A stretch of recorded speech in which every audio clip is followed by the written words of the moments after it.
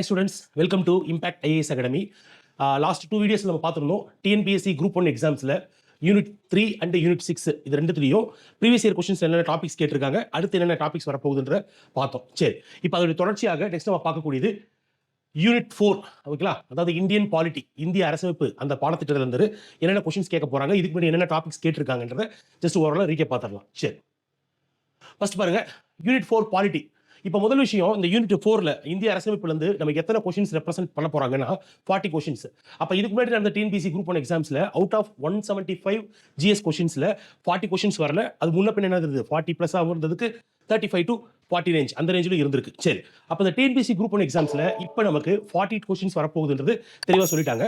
அப்ப முதல்ல எத்தனை தலைப்பு சார் இருக்குன்னு கேட்டீங்கன்னா, இருக்கிற லெசன்ஸ்லயே யூனிட் 1, 2, 3 இந்த வரிசையில பாத்தீங்கன்னா யூனிட் 4ல தான் வந்து பாத்தீங்கன்னா நமக்கு அதிக தலைப்புகள் இருக்கு. இந்தியன் பாலிட்டி, இந்திய அரசமைப்புல தான் பாத்தீங்கன்னா மிகப்பெரிய தலைப்புகள் இருக்கு. ஃபார் எக்ஸாம்பிள் பார்லிமெண்ட் பார்க்க போறோம், பிரசிடென்ட் பார்க்க போறோம், அப்புறம் வந்து பாத்தீங்கன்னா ஸ்டேட் கவர்மெண்ட் பார்க்க போறோம், அதாவது எலெக்ஷன்ஸ் பத்தி பார்க்க போறோம், ஆன்டி டிஃபெக்ஷன்லாம் சொல்லக்கூடிய கட்சித்தாவல் தடை சட்டம் இருக்கு, உச்சநீதிமன்றம், உயர்நீதிமன்றம், கிளை நீதிமன்றங்கள், இப்படி வரிசையில பாத்தீங்கன்னா அவங்க கொடுத்திருக்கிற தலைப்பே வந்து பாத்தீங்கன்னா ஆல்மோஸ்ட் 50க்கு மேல இருக்கு.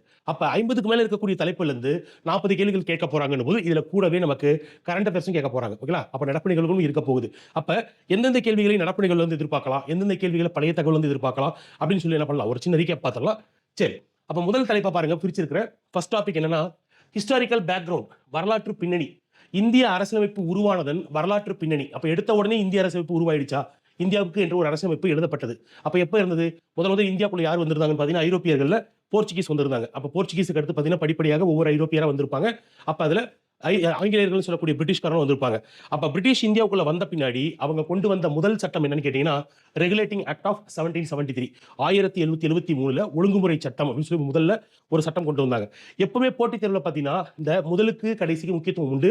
அப்படி பார்க்கும்போது இந்த ரெகுலேட்டிங் ஆக்ட் ஆஃப் 1773 ஒழுங்குமுறை சட்டம் 1773, இதுல இருந்து நமக்கு என்ன சார் क्वेश्चंस கேட்டிருக்காங்கன்னா, சுப்ரீம் கோர்ட் ஆஃப் கல்கட்டா எந்த சட்டத்தின்படி உருவானது அப்படின்னு கேட்டிருப்பாங்க. ஓகேங்களா? அப்ப இந்த சட்டத்தின்படி தான் உருவானது.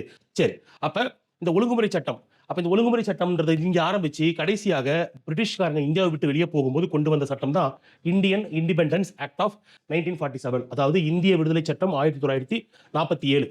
அப்ப இங்க இருந்து பாருங்களேன், அப்ப இத்தனை சட்டங்கள் இருக்கு. ஓகேங்களா? அப்போ ஒவ்வொரு சட்டத்தின் மூலமாக படிப்படியாக அரசமைப்பு சார்ந்த தத்துவங்களும் ஃபீச்சர்ஸ் அம்சங்களும் நமக்கு கொடுக்கப்பட்டது. அது எல்லாமே ஃபைனலைஸ் ஆகி பிற்காலத்தில் நமக்கு என்ன பண்ணோம், இந்தியன் கான்ஸ்டியூஷனா உருவாச்சு. அப்ப இந்தியன் கான்ஸ்டியூஷன் உருவானதுல ஆங்கிலேயர்கள் காலத்துல பாத்தீங்கன்னா 2 காலமா பிரிக்கலாம். எப்படின்னா இந்த 1773 முதல் இங்க இருக்கு இல்லையா 1853 வரை, இது வரைக்கும் இருக்கு இல்லையா, இது என்ன சொல்லுவோம்னு கேட்டீங்கன்னா கம்பெனி ரூல் அப்படின்னு சொல்லுவாங்க. கிழக்கிந்திய கம்பெனியின் ஆட்சி அப்படின்னு சொல்லுவாங்க. ஏன்னா இந்த காலகட்டத்தில் முழுக்க கிழக்கிந்திய ஆங்கிலேய கம்பெனி இருக்கு இல்லையா, பிரிட்டிஷ் ஈஸ்ட் இந்தியா கம்பெனி, அவங்களோட கண்ட்ரோல தான் இந்தியா இருந்தது. அவங்க கொண்டு வந்த சட்டங்கள் இந்த சட்டம். அப்ப இந்த காலகட்டத்துக்கு அப்புறம் இந்த 53க்கு அப்புறம் என்னச்சுன்னா பெருங்கிளர்ச்சி, 1857ஆம் ஆண்டு பெருங்கிளர்ச்சி நடைபெற்றது. அந்த பெருங்கிளர்ச்சியின் விளைவாக என்னாச்சுன்னா, அதாவது முழு கட்டுப்பாடு இந்தியாவில் இருக்கக்கூடிய கிழக்கிந்திய கம்பெனிகளின் நிர்வாகம் இருக்கு இல்லையா, அந்த முழு கட்டுப்பாடும் நேரடியாக பிரிட்டிஷ் கவர்மெண்ட் எடுத்துக்கிட்டாங்க. அப்ப பிரிட்டிஷ் கவர்மெண்ட் கிட்ட போன பின்னாடி அவங்க கொண்டு வந்த சட்டம் இங்க இருந்து தொடங்குது. 1858ல தொடங்கி 1947 வரை தொடர்கிறது. அப்ப இதுல எல்லா சட்டங்களும் நமக்கு முக்கியம் இல்லை, பட் இருந்தாலும் ஒவ்வொரு சட்டத்திலும் சிறப்பான அம்சங்கள் ஒன்று அண்டு உண்டு. ஓகேங்களா? இங்க வந்து உச்சநீதிமன்றம் நிறுவப்பட்டது இல்லையா, சுப்ரீம் கோர்ட் ஆஃப் கல்கட்டா நிறுவப்பட்டது, காரன்வாலிஸ் நியமிக்கப்பட்டார். அதுக்கடுத்து 1793 1813ல கிறிஸ்டின் மிஷனரி உள்ள வருவதற்கு இங்க பர்மிஷன் கொடுத்தாங்க. 1833க்கு அப்புறம் தான் பாத்தீங்கன்னா 1835ல இங்கிலீஷ் வந்து பாத்தீங்கன்னா அபிஷியல் லாங்குவேஜ் அனௌன்ஸ் பண்ணப்பட்டது. அடுத்து 1853, அடுத்து 1858, இந்த மாதிரி பாத்தீங்கன்னா ஒவ்வொரு சட்டத்திலும் இருந்தும் சில சாராம்சங்கள் நமக்கு क्वेश्चंस கேட்பாங்க. அப்ப பேசிக்ஸா ஒவ்வொரு ஆக்ட்ல என்ன பண்ணுங்க, கண்டிப்பாக குறைந்தது ஒரு 3 முதல் 4 தகவல்கள், ரொம்ப வர்த்தான தகவல்களை பார்த்து நீங்க என்ன பண்ணணும், முதல் விஷயத்தை படிச்சுக்கணும். சரி, செகண்ட் இந்த செக்டார் பாருங்களேன், government of India act of 1858ல இருந்து 1947, இதுல என்ன சார் क्वेश्चंस கேட்டிருக்காங்க, என்ன சார் கேட்குவாங்க அப்படின்னு கேட்டீங்கன்னா, இப்ப இதுல அந்த 1853 இருக்கு இல்லையா, 53க்கு அப்புறம் கொண்டு வரப்பட்ட முதல் சட்டம், அதாவது பிரிட்டிஷ் கவர்மெண்ட் இந்தியாவில் நேரடியாக கொண்டு வந்த முதல் சட்டம் 1858 சட்டம். அப்ப இந்த சட்டத்தின் அம்சங்கள் நிறைய ரொம்ப முக்கியமானது. எப்படின்னா 1861, ஓகேங்களா, இங்க இருக்கு பாருங்க, இந்த சட்டத்துக்கு அடுத்து இந்த சட்டம் கொண்டு வரான்னு சொல்லியிருப்பாங்க. அப்ப இதன்படித்தான் 1862ல என்ன பண்ணாங்க, ஹைகோர்ட் உருவாச்சு. ஓகேங்களா, உயர்நீதிமன்றங்கள் உருவாச்சு. அப்ப அதை பேஸ் பண்ண क्वेश्चंस கேட்டிருப்பாங்க. அடுத்து இது பாருங்களேன், Minto Marley reforms, Indian council சட்டம் அல்லது மின்டோ மார்லி ரீஃபார்ம்ஸ். மின்டோ பிரபு வகுப்புவாரி பிரதிநிதித்துவத்தின் தந்தை என்று போற்றப்படுபவர். இந்திய கவுன்சில் சட்டம் 1909க்கு அடுத்து ரொம்ப முக்கியமானது எதுன்னு கேட்டீங்கன்னா government of India act of 1919. இதுக்கு என்ன சார் சிறப்பு, இதுக்கு பேர் என்னன்னு கேட்டீங்கன்னா government of India act of 1919 இன்னொரு பேர் என்ன சொல்லுவாங்க, மான்டேகு செம்ஸ்ஃபோர்ட் சீர்திருத்தங்கள் சொல்லுவாங்க. இந்த மான்டேகு செம்ஸ்ஃபோர்ட் சீர்திருத்தம் கொண்டு வந்த பின்னாடி தான் தமிழ் இந்தியாவுக்கு என்ன பண்ணாங்க, இரட்டை ஆட்சி கொண்டு வந்தாங்க. அதன் மூலமாக தான் தமிழ்நாட்டில் கூட என்ன பண்ணுச்சு, நீதி கட்சி ஆட்சிக்கு வந்திருக்கும். அப்ப அதன்படி பார்க்கும்போது ரொம்ப ரொம்ப முக்கியமானது இந்த மான்டேகு செம்ஸ்ஃபோர்ட் சீர்திருத்தம். அப்ப மூணாவது government of India act of 1935 இந்திய அரசு சட்டம் 1935. இதுக்கு என்ன சார் சிறப்பு இருக்கு? நம்ம பிற்காலத்துல இந்திய அரசமைப்பு உருவாக்கப்பட்ட பின்னாடி பாத்தீங்கன்னா அதுல இருக்கக்கூடிய மிகப்பெரிய ஃபீச்சர்ஸ்ல எல்லாமே அதிகமான ஃபீச்சர்ஸ் எங்க இருந்து எடுக்கப்பட்டிருக்கு, இந்த சட்டத்துல தான் எடுக்கப்பட்டிருக்கு. அப்படி பார்க்கும்போது இந்த 3 சட்டங்கள் இருக்கு இல்லையா, இந்த 3 சட்டங்களுடைய முக்கியமான ஃபீச்சர்ஸ் நம்ம கண்டிப்பா எக்ஸாம்ஸ்ல எதிர்பார்க்கலாம், அதிகமாக எதிர்பார்க்க முடியும். சரிங்களா? இதுலயும் பாருங்க மெயினா இப்ப நீங்க பார்த்திருப்பீங்க சமீபத்துல தமிழகத்தின் முதல்வர் திரு மு க ஸ்டாலின் அவர்கள் என்ன சொன்னார்னா, ஸ்டேட் ஆட்டானமியை வந்து பார்த்தீங்கன்னா உறுதிப்படுத்தணும்னு சொன்னார். அதுக்காக ஒரு குழு ஒன்று போட்டிருக்காரு. ஆமாலையா, குரியன் ஜோசப் தலைமையில் ஒரு குழு போட்டிருக்காரு. முன்னாள் நீதிபதி திரு குரியன் ஜோசப் அவருடைய தலைமையில் போட்டிருக்காரு. சரி, அப்ப அந்த ஸ்டேட் ஆட்டானமின்னு சொல்லக்கூடிய வார்த்தை இதெல்லாம் எங்க இருக்குன்னு பார்த்தீங்கன்னா இங்க இந்த ஏரியாவில் வரும் உங்களுக்கு. ஓகேங்களா? 1935 ஏரியாவில் உங்களுக்கு வரும். ஸோ அப்ப கரண்ட் அஃபேர்ஸ் பேஸ் பண்ண கொஸ்டின்ஸ் என்ன பண்ணலாம், இந்த மாதிரி கேள்விகள் நமக்கு எடுக்கப்படலாம். அதே மாதிரி இன்னொரு வார்த்தையை கூட குறிப்பிட்டார் திரு முதல்வர் அவர்கள். என்னன்னு கேட்டீங்கன்னா, கல்வி என்பதை பொதுப்பட்டியலில் இருந்து மீண்டும் மாநில பட்டியலுக்கு மாற்ற வேண்டும் அப்படின்னு ஒரு வார்த்தை சொன்னார். ஆமாங்களா?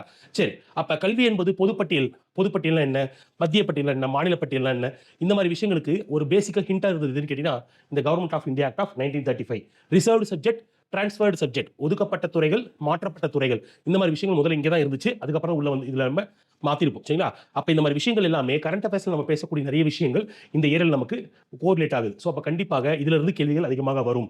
அப்ப நீங்க முதல்ல இங்க இருக்கக்கூடிய அனைத்து சட்டங்கள்ல எது வந்து ரொம்ப முக்கியமானதுன்னா இங்க இருந்து இது வரைக்கும் இருக்கக்கூடியது. ஓகேங்களா? ரெகுலேட்டிங் ஆக்ட்ல இருந்து அப் டு நமக்கு இந்த 1892 வரைக்கும் இருக்கக்கூடியதுல பேசிக்ஸா குறைந்தது ஒரு 5 தகவல் படிச்சு வச்சுக்கோங்க. அதுக்கடுத்து மெயினா Minto Morley reforms, Montagu Chelmsford reforms, government of India act, இந்த 3 இருந்து அதிக தகவல்களை படிச்சு வச்சுக்கோங்க. ஃபைனலி என்ன சார் பார்க்கணும், இந்தியன் இண்டிபெண்டன்ஸ் ஆக்ட்.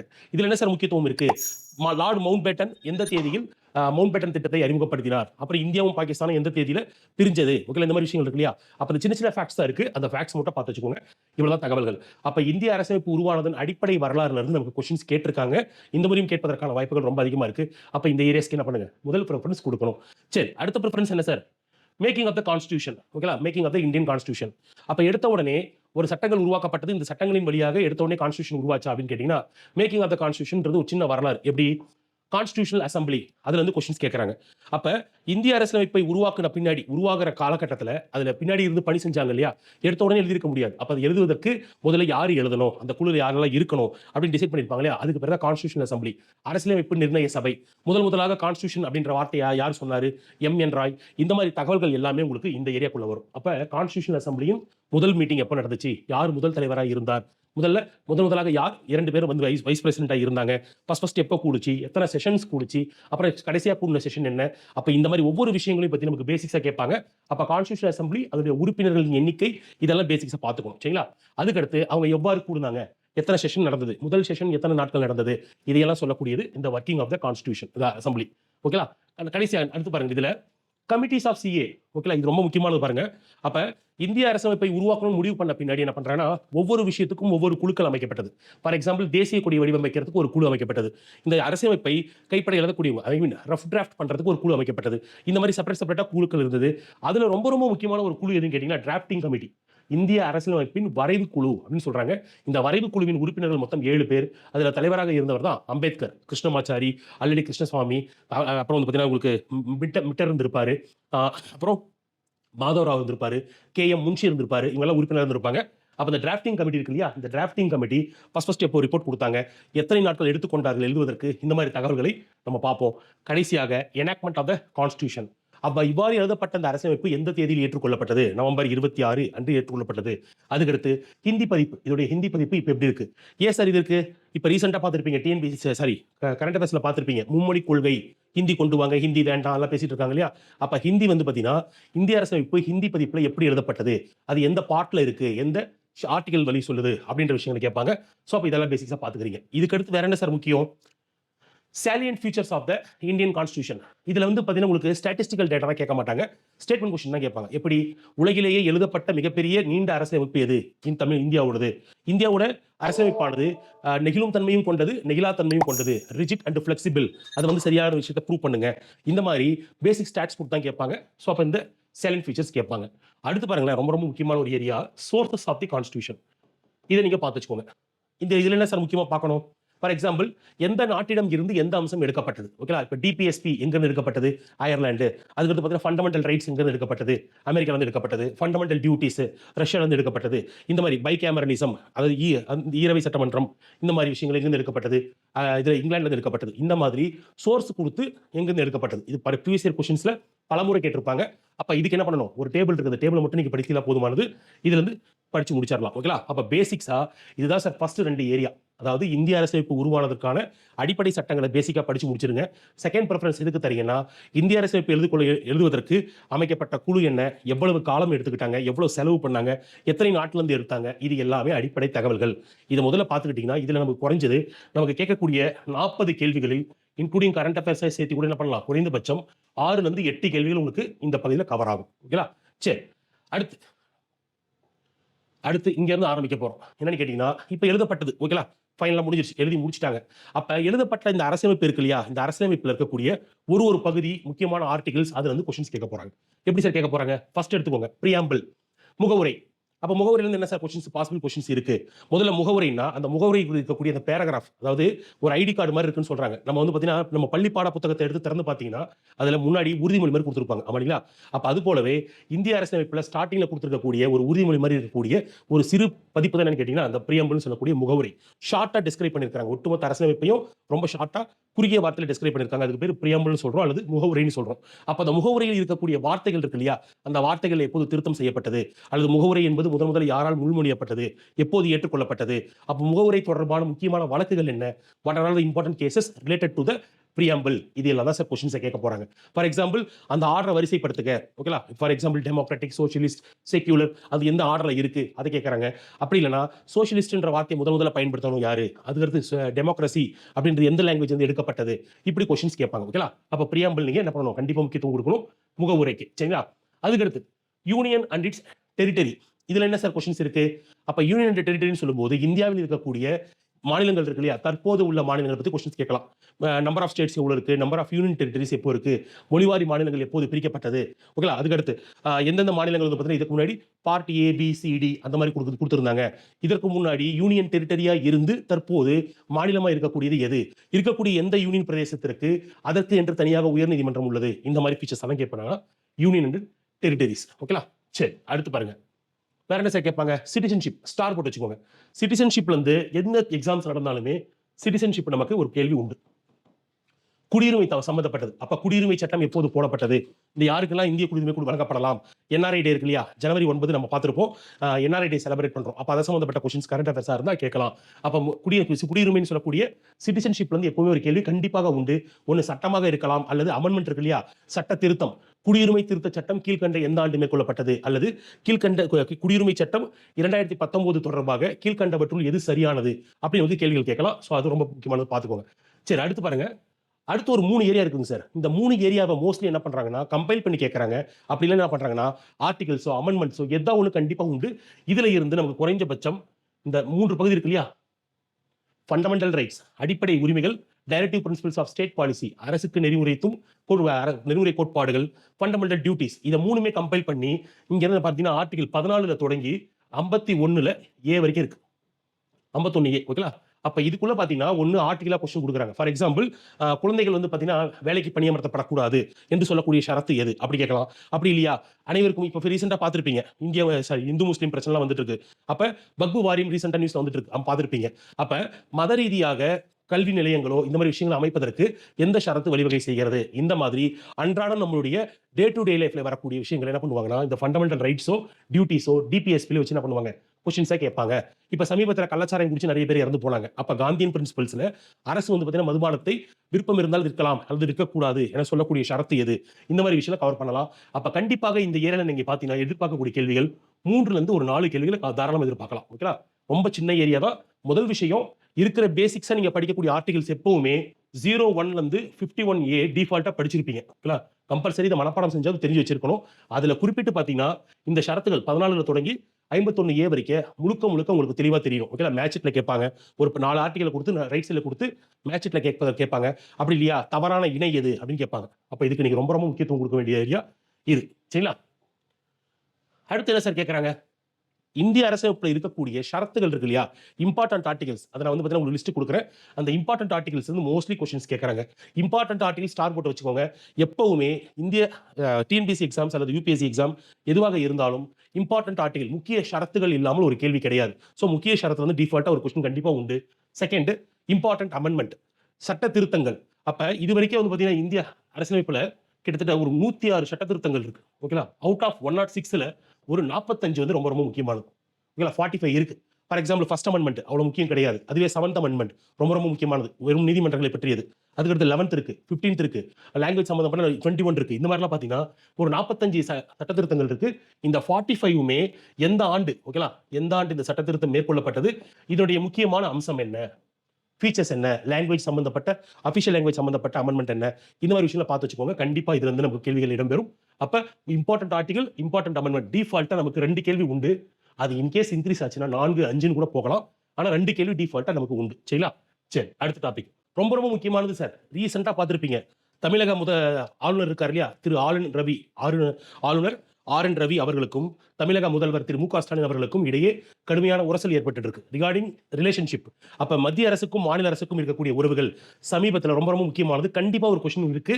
அதுவும் குறிப்பிட்டு சொன்னோம்னா சென்ட்ரல் ஸ்டேட் ரிலேஷன்ஷிப்ல இருந்து கண்டிப்பா இந்த முறை ஒரு கேள்வி 100% இருக்கு. நான் சொல்லணும்ன்ற அவசியம் இல்லை, உங்களுக்கே தெரிஞ்சிருக்கும். ஆமாங்களா? சமீபத்தில் திரு மு.க. ஸ்டாலின் அவர்கள் ஒரு குழு அமைச்சிருக்கிறார். அந்த குழுவுக்கு தலைவராக யார் இருப்பார்னா ஓய்வு பெற்ற முன்னாள் நீதிபதி திரு குரியன் ஜோசப் அவர்கள் இருப்பார். அப்ப இதுக்கு முன்னாடி வந்து பாத்தீங்கன்னா மத்திய அரசால் அமைக்கப்பட்டது சர்க்காரியா குழு, மாநில அரசால் அமைக்கப்பட்டதுல பி.வி. ராஜமன்னார் குழு, அப்புறம் எம்ஜிஆர் அவர்கள் காலத்துல, ஜெயலலிதா அவர்கள் காலத்துல வெங்கட செல்லையா, அந்த மாதிரி இந்த சென்ட்ரல் ஸ்டேட் ரிலேஷன்ஷிப்புக்காக அமைக்கப்பட்ட ஒரு முக்கியமான ஒரு குழு எதுன்னு கேட்டீங்கன்னா நமக்கு இந்த குழு. ஓகேங்களா? இப்ப குரியன் ஜோசப் அவர்கள் குழு. அப்ப அதை பேஸ் பண்ண கொஸ்டின்ஸ் நமக்கு இது கேட்கலாம். அப்ப அது போலவே இன்டர் ஸ்டேட் ரிலேஷன்ஷிப், அதாவது ஒன்று அல்லது ஒன்றுக்கு மேற்பட்ட மாநிலங்களுக்கு இடையான உறவுகள், இதுல எப்படி சார் கொஸ்டின்ஸ் கேட்கறாங்க? ஃபார் எக்ஸாம்பிள் நதிநீர் பங்கீடு ஆணையங்கள் அமைக்கப்படுது. ஃபார் எக்ஸாம்பிள் முல்லை பெரியாறு எந்த இரு மாநிலங்கள்? தமிழ்நாடு மற்றும் கேரளா. அப்புறம் வந்து பாத்தீங்கன்னா கிருஷ்ணா நதி தமிழ்நாடு மற்றும் ஆந்திரா, காவிரி நதி தமிழ்நாடு மற்றும் கர்நாடகா. அப்ப இந்த மாதிரி நதிகள் பிரச்சனையா இருக்கலாம், இல்ல வேற ஏதாவது ஒரு இஷ்யூவா இருக்கலாம். அப்ப இன்டர்ஸ்டேட் ரிலேஷன்ஷிப்னு சொல்லக்கூடியது மாநிலங்களுக்கு இடையான விஷயங்கள். இந்த உறவுகளுக்காக அமைக்கப்பட்ட குழுவோ அல்லது இதுல எப்படி மத்திய அரசு தலையிடுது, இந்த மாதிரி விஷயங்களை கேட்கறாங்க. பட் இந்த ரெண்டை கம்பேர் பண்ணோம்னா இப்போ நமக்கு கரண்ட் அஃபேர்ஸ்ல ரொம்ப ரொம்ப முக்கியமான பார்ட்டா இது இருக்கு. ஸோ அப்ப இதுக்கு முதல்ல அதிக ப்ரிஃபரன்ஸ் கொடுங்க. அதுக்கடுத்து பாருங்க சார், வேற நெக்ஸ்ட் ரொம்ப முக்கியமானது எமர்ஜென்சி ப்ரொவிஷன்ஸ், நெருக்கடி நிலைகள். இதுல எப்படி சார் கொஸ்டின்ஸ் கேட்டிருக்காங்க? நெருக்கடி நிலைன்னு சொன்னாலே ஒரு 3 ஆர்டிகல் இருக்கு. ஆர்டிகல் 352, 360, 356 3 ஆர்டிகல் இருக்கு. அப்ப 352, 356, 360 இந்த 3 நெருக்கடி நிலைகள் சொல்வது என்ன? இது எப்போது கொண்டு வர முடியும்? யாரால் கொண்டு வர முடியும்? இதை கொண்டு வருவதற்கான சாத்தியக்கூறுகள் என்ன? பார்லிமெண்டா, எப்படி கொண்டு வராங்க? யார் பாஸ் பண்றாங்க? இந்த மாதிரி விஷயங்கள் இருக்கு இல்லையா, இதோட அம்சங்கள் என்ன? இது எல்லாத்தையும் பார்த்தீங்கன்னா முடிஞ்சது. அப்ப எமர்ஜென்சி ப்ரொவிஷன்ஸ் பேசிக்ஸா பார்த்து வச்சுக்கோங்க. இது நமக்கு முக்கியமான ஏரியா. நெக்ஸ்ட் என்ன சார் இருக்கு? பொதுவா இந்தியன் கான்ஸ்டிடியூஷன் இருக்கு இல்லையா, இந்தியன் கான்ஸ்டிடியூஷன் நீங்க என்ன பண்ணலாம், 3ஆக பிரிக்கலாம். எப்படி சார் பிரிக்கலாம்? முதலாவது எக்ஸிகியூட்டிவ்னு சொல்லக்கூடியது, அதாவது நிர்வாகத்துறை, எக்ஸிகியூட்டிவ். இரண்டாவது என்ன சார் இருக்கு? லெஜிஸ்லேட்டிவ் அப்படின்னு சொல்லுவாங்க, சட்டமன்றம். ஓகேங்களா? சட்டமன்றம் சொல்லக்கூடியது லெஜிஸ்லேட்டிவ்னு சொல்லுவாங்க. மூணாவது பார்த்தீங்கன்னா ஜுடிஷியரி, நீதித்துறைன்னு சொல்லுவாங்க. அப்ப இந்த எக்ஸிகியூட்டிவ்னு சொல்லக்கூடியதுல யார் யாரெல்லாம் உள்ள வருவாங்க? For example president, vice president, பிரதமர் வருவார், council of ministers, cabinet of ministers, speakers அவங்க எல்லாம் வருவாங்க, சபாநாயகர்கள் அவங்க எல்லாம் வருவாங்க. அப்ப லெஜிஸ்லேஷன் சொல்லக்கூடியது பாராளுமன்றம், ஓகேங்களா, லோக்சபா, ராஜ்யசபா. அதே மாதிரி வந்து பார்த்தீங்கன்னா மாநிலங்கள்ல பார்த்தீங்கன்னா மாநில பேரவை, மாநில சட்டப்பேரவை, மாநில கவுன்சில், ஓகேங்களா, அந்த மாதிரி விஷயங்கள் இருக்கு இல்லையா, இதெல்லாம் உள்ள வரும். அதுக்கடுத்து மூணாவது நீதித்துறை. நீதித்துறைன்னு சொன்னோம்னா உயர்நீதிமன்றங்கள், உச்சநீதிமன்றம், ஓகேங்களா, சுப்ரீம் கோர்ட், சப்பார்டினேட் கோர்ட்ஸ், கிளை நீதிமன்றங்கள், அதுக்கடுத்து இந்த லோக் அதாலத் இதெல்லாம் இருக்கு இல்லையா, இதெல்லாம் உள்ள வரும். சரி, அப்ப இந்த 3 ஏரியால வந்து ஈக்குவலா கொஸ்டின்ஸ் ஸ்ப்ளிட் ஆகும். எப்படின்னு கேட்டீங்கன்னா, இப்ப ஆட்சித்துறை இருக்கு இல்லையா, ஆட்சித்துறையா இருந்தா என்ன கொஸ்டின்ஸ் கேட்கறாங்கன்னா பாருங்களேன். ஆட்சித்துறை இருந்தா பிரசிடென்ட் அல்லது வைஸ் பிரசிடென்ட்ல இருந்து கேட்கறாங்க. அப்ப பிரசிடென்ட், வைஸ் பிரசிடென்ட்ல மெஜாரிட்டி டைம்ஸ் என்ன சார் கொஸ்டின் கேட்கறாங்க?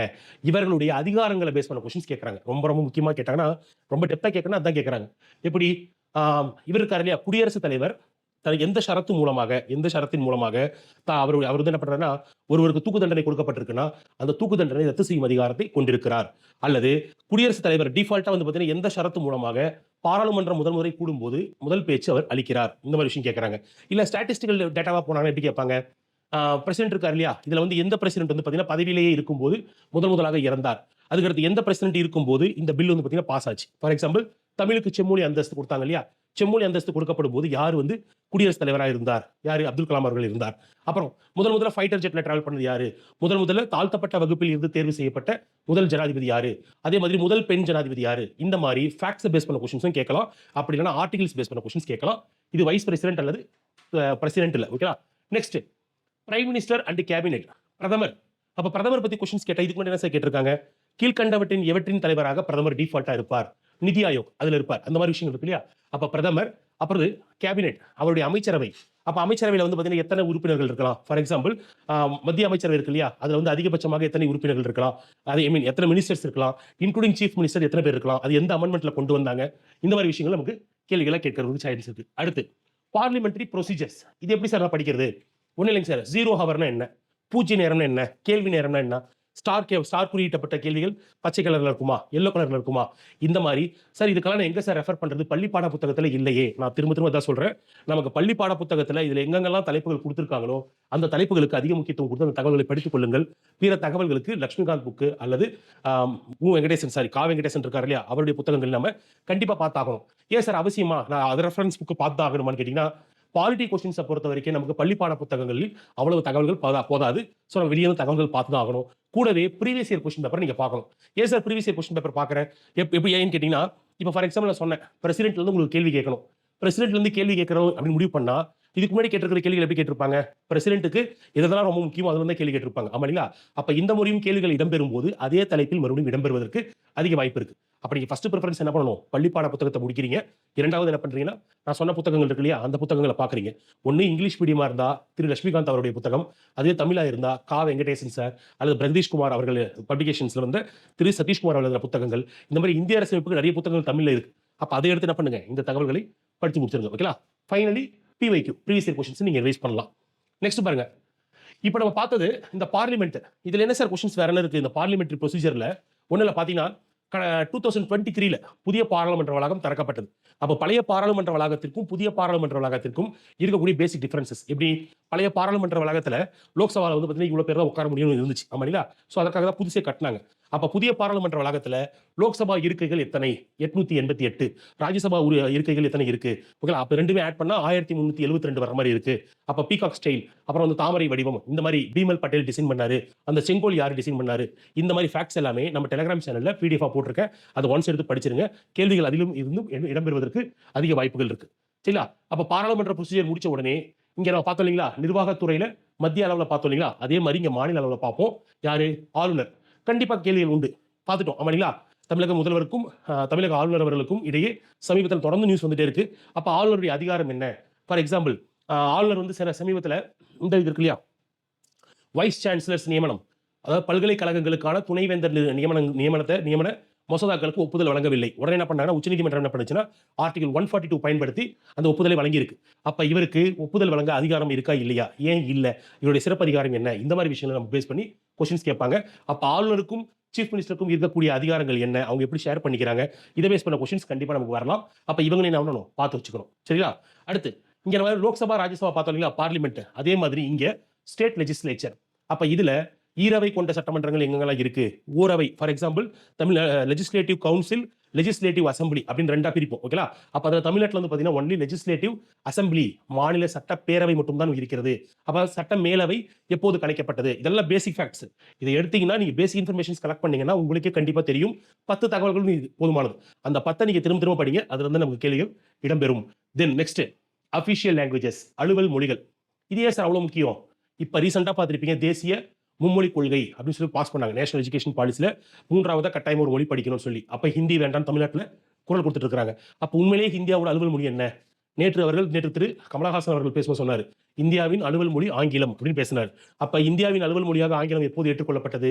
1835 ஏற்றுக்கொள்ளப்பட்டது. அப்ப சமீபத்தில் இப்போ தற்போது இவ்வளவு எத்தனை அலுவல் மொழிகள் இருக்குன்னா 22 அலுவல் மொழிகள் இருக்கு. அப்ப எதெல்லாம் இருக்கு? இது மாதிரி பேசிக் கொஸ்டின்ஸ் எல்லாமே உங்களுக்கு இங்க வரும். கண்டிப்பா இதுல இருந்து ஒரு கேள்வி நம்ம இடம்பெறணும். ஓகேங்களா? பார்த்து வச்சுக்கோங்க.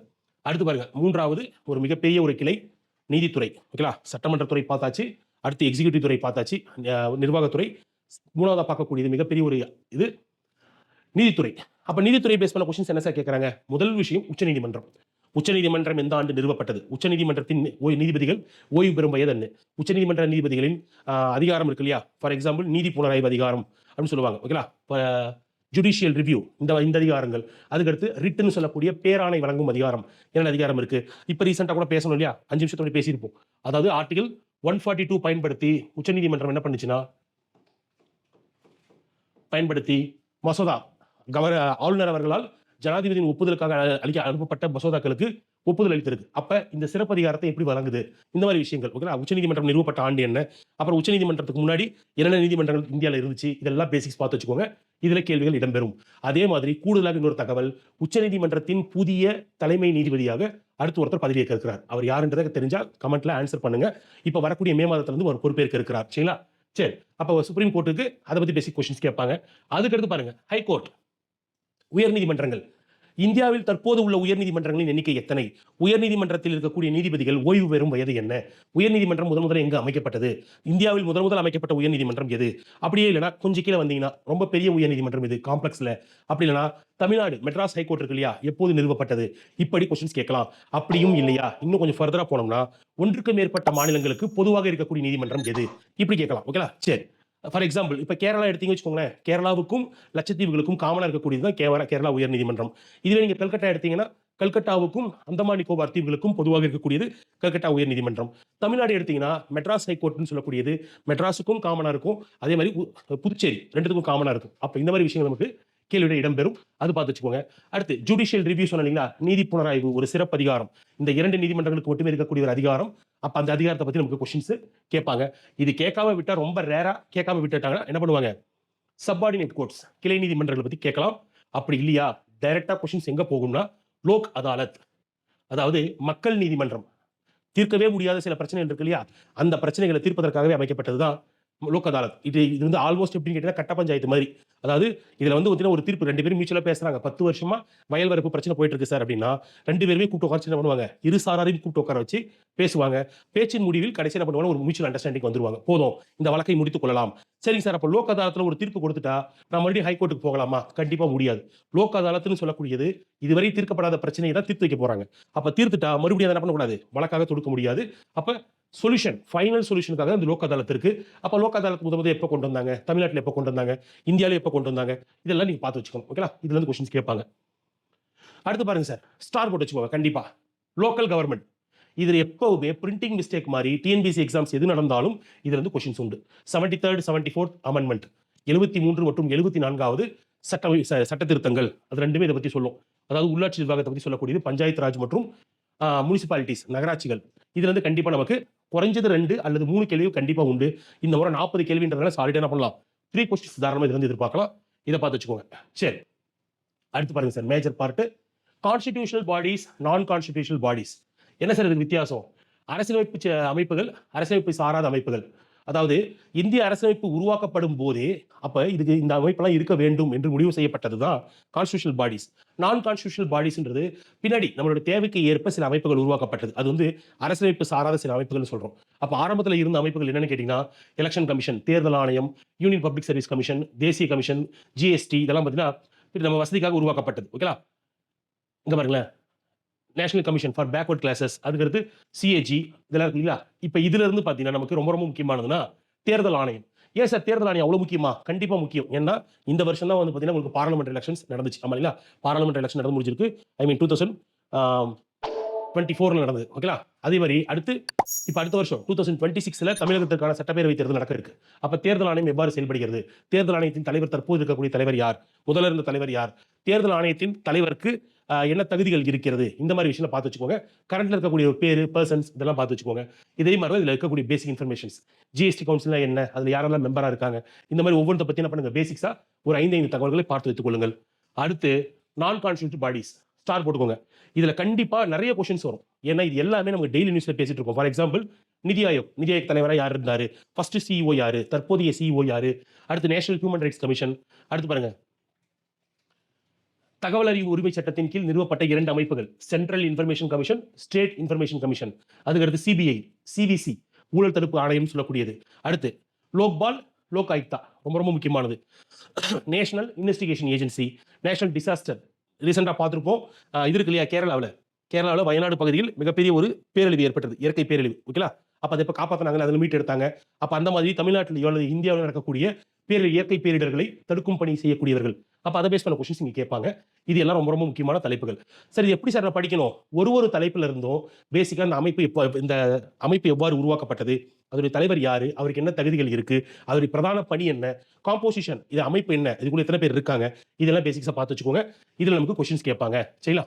அப்ப இது வரைக்கும் என்ன பார்த்தோம்னா, முதல்ல history of the Indian constitution, இந்திய அரசமைப்பு உருவான வரலாறுல சில சட்டங்களை பத்தி பார்த்தோம்.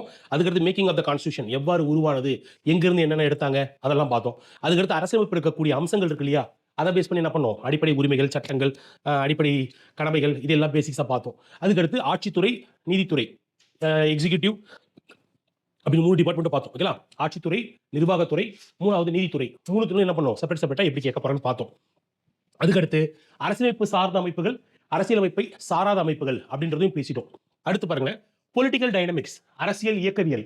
இதுல ரொம்ப ரொம்ப முக்கியமானது 2 தலைப்பு. என்னன்னு கேட்டீங்கன்னா, ஒன்று முதலாவது voting, வாக்களித்தல். அப்ப இதுல என்ன சார் கொஸ்டின்ஸ் கேட்கறாங்க, மோஸ்ட்லி என்ன சார் கொஸ்டின் கேட்கறாங்க, இந்தியாவில் வாக்களிக்கும் வயதானது 21 இருந்து 18 வயதாக குறைக்கப்பட்டதற்கு எந்த அரசமைப்பு சட்ட திருத்தம் காரணம்? 61வது சட்ட திருத்தம். அப்ப அதை பேஸ் பண்ண கொஸ்டின். பெண்களுக்கு எப்போது வாக்குரிமை வழங்கப்பட்டது? இன்கேஸ் தமிழ்நாடா இருந்தா 1921 ஜஸ்டிஸ் பார்ட்டி. அப்ப வாக்களிப்பதற்கு எதெல்லாம் அடிப்படை தகுதியாக இருந்தது? இதெல்லாம் பேசிக் கொஸ்டின்ஸ் பார்த்து வச்சுக்கோங்க. இது கண்டிப்பா நம்ம கொஸ்டின் கேட்பாங்க. அதே மாதிரி இப்ப பாருங்களேன், ரீசெண்டா ரொம்ப ரொம்ப முக்கியமானது, எல்லா எக்ஸாம்ஸ்லையும் கேட்கக்கூடிய ஒரு தலைப்பு, ஸ்டார் போட்டுக்கோங்க, ஆன்டி டிஃபெக்ஷன் லா, கட்சித்தாவல் தடை சட்டம். அப்ப பார்லிமெண்டா இருந்தாலும் சரி, சட்டப்பேரவையாக இருந்தாலும் சரி, மெஜாரிட்டி பெரும்பான்மை உறுப்பினர்களை கொண்ட கட்சி தான் என்ன பண்ணும், ஆட்சி அமைக்கும். இன்கேஸ் அந்த கட்சிக்கு பெரும்பான்மை கிடைக்கவில்லாமல் வேற ஏதாவது ஒரு ரீசன்ஸ்னால கட்சி மாறி ஓட்டுக்கிட்டு போட்டாங்கன்னா அதுக்கு என்ன பண்ணுவாங்க, கட்சித்தாவல் தடை சட்டம் மூலமாக பதவி பறிக்கப்படும். அப்ப இதுல இருந்து நமக்கு கொஸ்டின்ஸ் கண்டிப்பா உண்டு. இந்த ஏரியால பாத்தீங்கன்னா பொதுவா தேர்தலை பத்தியும் பாருங்க. அடுத்து இந்த 2 என்ன பண்ணுங்க, முக்கியமா பார்த்து வச்சுக்கோங்க. இது எல்லாம் நான் பார்த்து முடிச்சிட்டேன் சார், வேற என்ன சார் இருக்கு, கரண்ட் அஃபேர்ஸ் பேஸ் பண்ணதோ இல்ல வேற ஏதாவது கொஸ்டின்ஸ் கேட்பாங்களா? கண்டிப்பா கேட்பாங்க. இம்பார்ட்டன்ட் ஆர்டிகல்ஸ் சொன்னீங்களா, இம்பார்ட்டன்ட் ஆர்டிகல்ஸ், இம்பார்ட்டன்ட் அமெண்ட்மெண்ட், அதனுடைய தொடர்ச்சியாக பார்க்கக்கூடியது 3வது இந்த இம்பார்ட்டன்ட் கேசஸ், முக்கிய வழக்குகள். இதுல ஒண்ணு இல்ல, ரொம்ப சிம்பிளா பாருங்க. நான் இங்க முக்கிய வழக்குகள்னு சொல்லி சில வழக்குகளை லிஸ்ட் அவுட் பண்ணிருக்கேன். இதோட PDF கீழ அட்டாச் பண்ணிருக்கேன், பாத்துக்கோங்க. முக்கிய வழக்குன்னு சொல்லி அட்டாச் பண்ணிருக்கேன். பட் வேற நீங்க பாத்தீங்கன்னா ஒவ்வொரு தலைப்பு நீங்க எடுத்து படிக்கும் போது அது கூட முக்கிய வழக்குகள், இங்க இருக்கக்கூடிய வழக்குகளை பாத்துருவீங்க. எப்படி, கேசவானந்த பாரதி வழக்கு. இந்த கேசவானந்த பாரதி வழக்குன்னு இருக்கா இங்க 73 கேசவானந்த பாரதி வழக்கு. இந்த பாரதி வழக்கு நீங்க என்ன பண்ணுவீங்கன்னா, முகவரி கரெக்டா படிக்கும்போது முகவரி தொடர்பான முக்கிய வழக்குல ஒண்ணு கேசவானந்த பாரதி வழக்கு. அதே மாதிரி அடிப்படை உரிமைகள் பாத்தீங்கன்னு வச்சுக்கோங்களேன், அதுல பாத்தீங்கன்னா ஒரு முக்கியமான ஒரு வழக்கு கேசவானந்த பாரதி வழக்கு. அப்ப இங்க இருக்கக்கூடிய முக்கிய வழக்குகள் எல்லாமே கண்டிப்பா ஏதாவது ஒரு விஷயத்தோட பொருந்தும். சிட்டிசன்ஷிப்பா இருக்கலாம், அடிப்படை உரிமைகளா இருக்கலாம், அல்லது அடிப்படை கடமையா இருக்கலாம். அங்கங்க வரக்கூடிய வழக்குகள்ல முக்கிய வழக்குகள் நான் எடுத்து என்ன பண்ணிருக்கிறேன், இந்த மாதிரி லிஸ்டா கொடுத்திருக்கேன். மேனகா காந்தி மாதிரி இருக்கக்கூடிய, அடுத்து மினர்வா மில்ஸ் கேஸாக இருக்கலாம், அப்படி இல்லையா பெருபாரி யூனியன் வழக்கா இருக்கலாம். அப்ப இதுல இருக்கக்கூடிய ஒவ்வொரு வழக்குக்கும் ஒவ்வொரு மிகப்பெரிய வரலாறு இருக்கிறது. அப்ப இந்த வரலாறு எப்படி பார்க்கணும், இந்த வழக்கு எந்த ஆண்டு பதியப்பட்டது, இந்த வழக்கு யாருக்கு எதிராக, ஃபார் எக்ஸாம்பிள் கேசவானந்த பாரதி வழக்கு கேரள அரசுக்கு எதிராக பதியப்பட்டது. அப்ப அந்த மாதிரி அந்த வழக்கு எந்த ஆண்டு பதியப்பட்டது, யாருக்கு எதிராக, அந்த வழக்குடைய முக்கியமான ஜட்ஜ்மெண்ட் என்ன, இந்த 3 விஷயத்தை நீங்க பார்க்கணும். ஓகேங்களா? அப்ப இந்த 3 விஷயத்தை இந்த வழக்குகளுக்கு மட்டும் அல்லாமல் இப்ப கரண்ட் நியூஸ்ல இருக்கு இல்லையா, அதுக்கும் நீங்க பார்க்கணும். இதெல்லாம் பாத்தீங்கன்னா உங்களுக்கு இந்த சிலபஸ், பாலிட்டி சிலபஸ் கவர் ஆயிடும். சரி, அப்ப இது வரைக்கும் நம்ம பாலிட்டியில என்னென்ன டாபிக்ஸ் கேட்டிருக்காங்க அப்படின்னு சொல்லி பேசணும். இதுக்கப்புறம் என்ன கேட்க போறான்னு பார்த்தோம். இப்போ பாலிட்டியை பொறுத்த வரைக்கும் கரண்ட் அஃபேர்ஸ் எப்படி சார் கேட்க போறாங்க, சந்தேகம் இருக்கு. நான் இதுதான் சொன்னேன், இங்க இருக்கக்கூடிய எந்தெந்த தலைப்புகள்லாம் அன்றாடம் செய்தித்தாள்ல வரும், எல்லாமே வரும் கண்டிப்பா. அப்படின்னா எப்படின்னா, மத்திய அரசும் மாநில அரசும் டெய்லி நியூஸ் பேப்பர்ல வந்துட்டு தான் இருக்கும். பிரதமரை பத்தி ஏதாவது ஒரு தகவல் வந்துட்டு தான் இருக்கும். அதே மாதிரி ஆளுங்கட்சி எதிர்கட்சிக்கு இடையே இருக்கக்கூடிய பிரச்சனைகள் வரும், அல்லது ஒரு மாநிலத்தை பத்தி ஏதாவது தகவல்கள் வரும். இது எல்லாமே நமக்கு அன்றாடம் செய்தியாக வரும். ஸோ பாலிட்டியை பொறுத்த வரைக்கும் நம்ம என்ன பண்ணணும்னு கேட்டீங்கன்னா, அடிப்படை தகவல்கள் இருக்கு இல்லையா, அது ஜஸ்ட் ட்ரம் கார்டு தான். ஒரு 20 ஒரு பாதிக்கு பாதி 50%, 40 கேள்விகள் 20 கேள்விகள், மிச்சம் இருக்கக்கூடிய 20 கேள்விகளுக்கு நீங்கள் கண்டிப்பாக நடப்பு நிகழ்வுகள் படிக்கணும். சார் அப்ப நடப்பு நிகழ்வு வரைக்கும் நான் படிக்கலையே, கடைசி டைம் என்ன பண்ண சார் பண்ணலாம். ஸோ அதற்காக நம்ம என்ன பண்ணிட்டு இருக்கோம்னா, இப்ப கம்பைலேஷன் பண்ணிட்டு இருக்கோம். கூடுமான வரை மிக விரைவாக தமிழ் மற்றும் இங்கிலீஷ்ல முக்கியமான சில நடப்பு நிகழ்வுகளை கம்பைல் பண்ணி தரப்போறோம். கம்பைல் பண்ணி நம்ம கீழே இருக்கக்கூடிய நம்ம டெலிகிராம் சேனல்ல அப்லோட் பண்ண போறோம். ஸோ ஒன்ஸ் அப்லோட் பண்ண பின்னாடி உங்களுக்கு நோட்டிஃபிகேஷன் வரும், பாருங்க. அதில் ஜாயின் பண்ணி என்ன பண்ணுங்க, அதை ப்ரிப்பேர் பண்ண ஆரம்பிங்க. இதை தவிர்த்து கூடுதலாக இது மாதிரி ஒவ்வொரு டாப்பிக்கும் கொடுக்கக்கூடிய சப்ஜெக்ட் மெட்டீரியல்ஸும் கீழே நம்ம போஸ்ட் பண்ணிருக்கோம் நம்ம டெலிகிராம் சேனல்ல. அதில் ஜாயின் பண்ணி என்ன பண்ணுங்க, உள்ள இருக்கக்கூடிய மெட்டீரியல்ஸை அக்சஸ் பண்ணுங்க.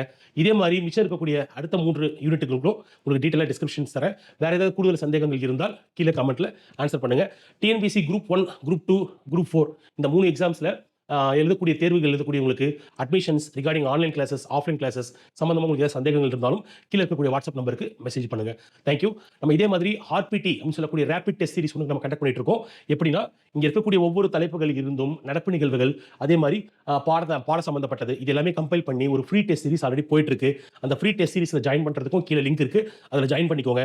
ஒரு தலைப்பையும் முதல்ல எடுத்து படிங்க. வேர் டு ஸ்டடி குடுத்துருக்கோம். அதே மாரி இந்த தலைப்போட முக்கியத்துவம் குடுத்துருக்கோம். அத பொறுமையா எடுத்து படிச்சுட்டு ஒவ்வொரு தேர்வும் அட்டெண்ட் பண்ணுங்க. அதுல கேட்டிருக்கிற கேள்விகளுக்கு பதில் தெரியலன்னா, நீங்க என்ன பண்ணுங்க, ஆன்சர் ஷீட் குடுத்துருப்போம். கூடவே ஆன்சர் கீ குடுத்துருப்போம். அத பிரிப்பேர் பண்ணி வச்சு என்ன பண்ணுங்க, ஆன்சர்ஸ் பாருங்க.